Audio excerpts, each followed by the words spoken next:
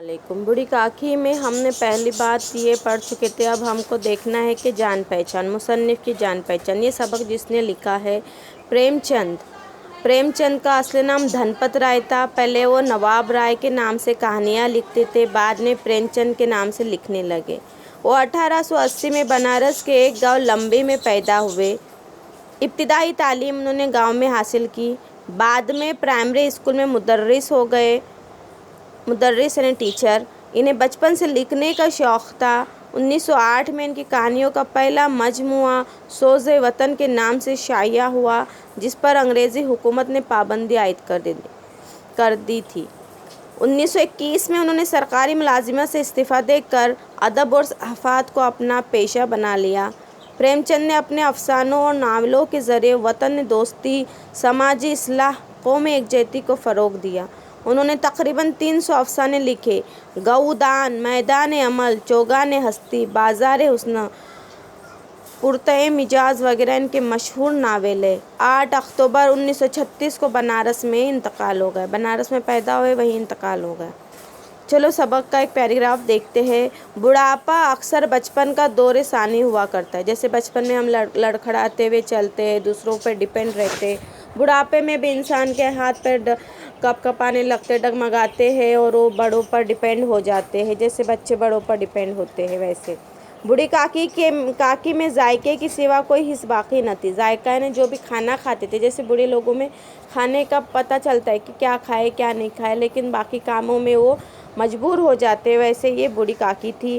آنکھیں، ہاتھ پیر سب جواب دے چکے تھے، زمین پر پڑی رہتی، اور جب گھر والے کوئی بات ان کی مرضی کے خلاف کرتے، کھانے کا وقت ٹل جاتا، یا مقدار کافی نہ ہوتی، یا بازار سے کوئی چیز آتی اور انہیں نہ ملتی تو رونے لگتی تھی۔ یعنی وقت پر کھانا نہیں ملتا تھا، یا کبھی کھانا دیے تو مقدار میں یعنی بہت کم کھانا دیتے تھے، یا کوئی چیز باہر سے کبھی کبھار لاتے تو ان کو نہیں دیتے تھے، تو ان کو دکھ ہوتا تھا، رونے لگتی تھی کہ میں آج مجبور ہوں تو مجھے کوئی نہیں دیکھنے والا۔ ان کے شوہر کو مرے ہوئے ایک زمانہ گزر گیا تھا۔ 7 بیٹے جوان ہو کر داغ دے گئے تھے۔ داغ یعنی دکھ دے گئے کہ میرے 7 بیٹے تھے، میں نے سب کو پالی ایک جیسا، لیکن آج 7 میں سے کوئی بھی میرا ایک بھی خیال رکھنے والا نہیں، اور اب ایک بھتیجے کے سوا دنیا میں کوئی نہ تھا۔ یعنی سب بچے انتقال ہو گئے تھے، کوئی نہیں تھا، اب جو بچا تھا تو ایک بھتیجا ہی تھا، جو بھائی کا بیٹا ہوگا یا شاید بہن کا بیٹا، تو وہی دیکھ رہا تھا۔ اس بھتیجے کے نام انہوں نے ساری جائیداد لکھ دی تھی۔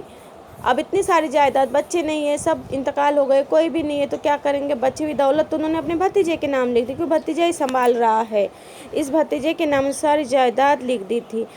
ان حضرت نے لکھاتے وقت تو خود لمبے چوڑے وعدے کیے تھے، اب جائیداد اپنے نام کر رہا ہے بڑی بھی کے، تو بہت سارے وعدے کر لیے تھے، لیکن وہ وعدے دلالوں کے سبز باغ تھے، بس جھوٹے باتیں تھے جب تک جائیداد اپنے نام کرنے کے، جیسے میں سنبھالوں گا، میں دیکھوں گا، میں ہر ضرورت کا خیال رکھوں گا، میں ڈاکٹری کروں گا، میں دوا پانی کروں گا، یہ سب جائیداد اپنے نام کروانے تک کے باتیں کر رہے تھے۔ اب بڑی بھی ایسے پڑی ہوئی ہے، اگرچہ اس جائیداد کی سالانہ آمدنی 150 روپے سے کم نہ تھی، لیکن بوڑھی کاکی کو پیٹ بھر روکھا دانہ مشکل سے ملتا تھا۔ ان کی دولت کی، ان کی جائیداد کی آمدنی بہت آتی تھی، لیکن ان کو کھانا پیٹ بھر بڑی مشکل سے ملتا تھا۔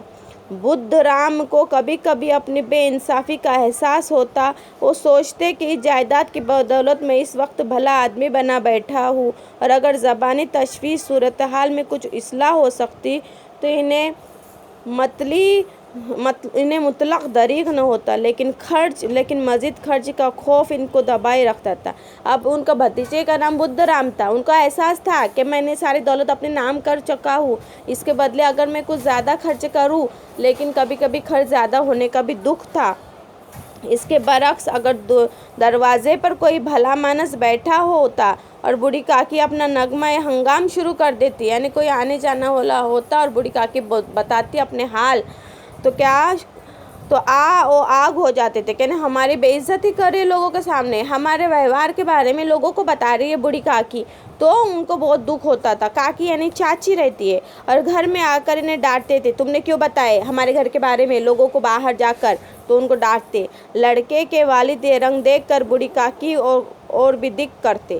اب یہ لڑکا ہے بدرام، ان کو دیکھ کر پھر وہ ڈر جاتے تھے، ان کو ایک دم ڈر لگتا تھا کہ میں نے اپنے سارے باتیں بتا دی، اب بھتیجا مجھے کیا کر رہا ہے، ڈانٹ رہا ہے. آگے کا ہم اگلے پیریڈ میں پڑھیں گے انشاءاللہ.